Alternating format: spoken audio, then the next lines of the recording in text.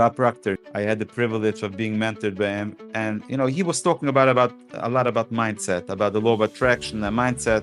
If you have the proper mindset, you can attract good things to you. But it has to be built in your mind.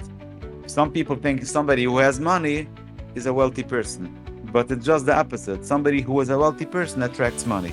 He once told me that a lady came to him and told me, for years already, I want to have new furniture in my house. How come I don't attract it? So Bob asked her, so you want to have new furniture? She said yes. And you believe you can get it? Yes, of course. So Bob asked her, where are you going to put the furniture? Go now to your house, take out all the furniture, and then you create room for the new furniture. She said, what do you mean? And if I don't get it, then where I put my stuff?